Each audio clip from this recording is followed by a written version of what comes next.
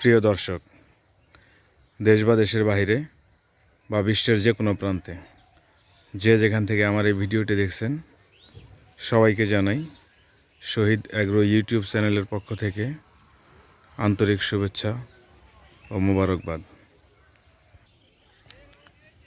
আজ আপনাদের সাথে শেয়ার করব কি করে পেঁপে গাছের এক্সট্রা যত্ন নেওয়া যায় এ বিষয়টা নিয়ে। পেঁপে গাছের যথাযথ যত্ন নিলে পেঁপে গাছ অনেক বেশি ফলন দেবে, পাশাপাশি দেখতেও খুব ভালো লাগে।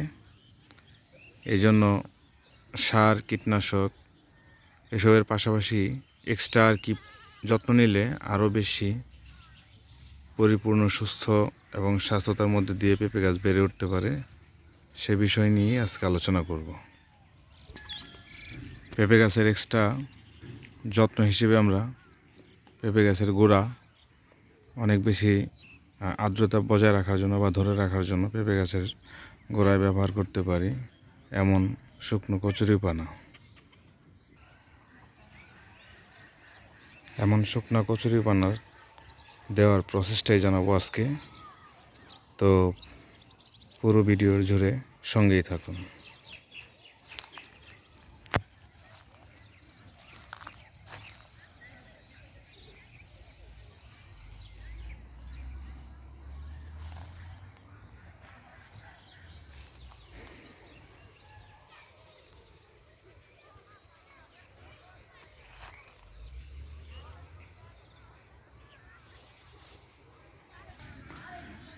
এরকম কচুরিপানা দিয়েই আজ বিশেষ প্রসেস দেখাবো, যেটা আপনারা শিখে রাখলে বেশ উপকার আসবে আশা করি। এটি আমার মানিকগঞ্জের রাজাশাহী পেঁপের একটি জাত। অলরেডি ফুল চলে এসেছে, দেখতেই পাচ্ছেন। এই গাছটার গোড়ায় আমরা এখন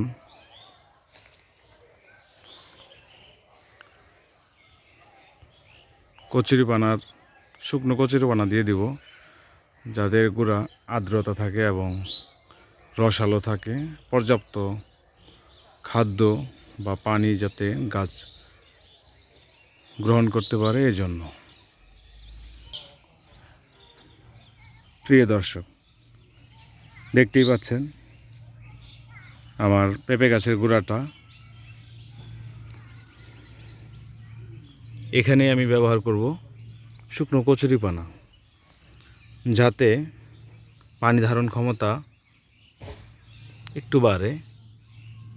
একদিন পানি ব্যবহার করলে যাতে অন্তত 7-8 দিন বা 10 দিন পানি ব্যবহার না করতে হয়, এজন্য আমি যাতে সহজেই রোদে শুকিয়ে না যায় গোড়াটা, এজন্য গোড়ায় কচুরিপানার ব্যবহার করব। শুকনো কচুরিপানা পেঁপে গাছের গোড়ায় ব্যবহার করলে পেঁপে গাছের গোড়ায় সরাসরি সূর্যের আলো বা রোদ পড়ে না, যে কারণে গোড়া শুকিয়ে যায় না এবং অনেক দিন পর্যন্ত খুব ভালো রসালো অবস্থায় থাকে।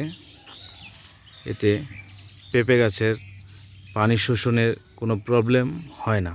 এই জন্য আমরা ব্যবহার করব আজকে কচুরিপানা, শুকনো কচুরিপানা।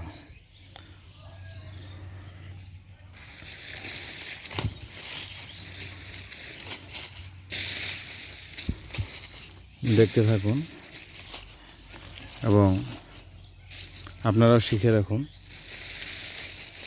বিষয়টা জানা থাকলে আপনারাও বেশ উপকৃত হবেন প্রসেসটি অবলম্বন করে। এই প্রসেসটি অবলম্বন করলে পেঁপে গাছের গোড়ায় ঘন ঘন পানি দেওয়ার বা সেচ দেওয়ার প্রয়োজন হবে না, কারণ সূর্যের আলো সরাসরি না পড়ার কারণে এটা অনেক দিন রসালো থাকবে।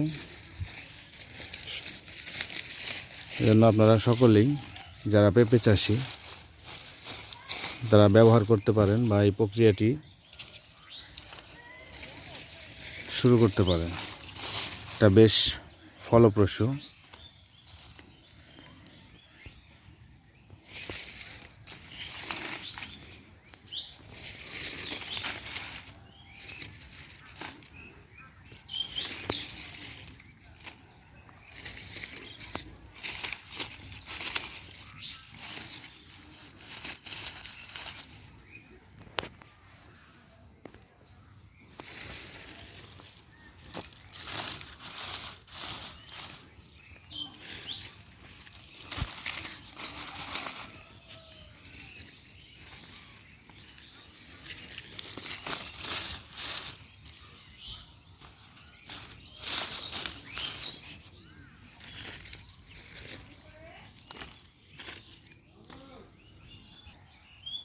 ঠিক এই প্রসেসে পেঁপে গাছের গোড়ায় আপনারা সবাই শুকনো কচুরিপানা দিয়ে আর্দ্রতা বজায় রাখার ব্যবস্থা করতে পারেন।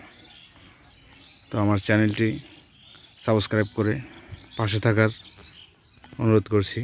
এমন নতুন নতুন ভিডিও প্রতিনিয়ত পাওয়ার জন্য ধন্যবাদ সবাইকে।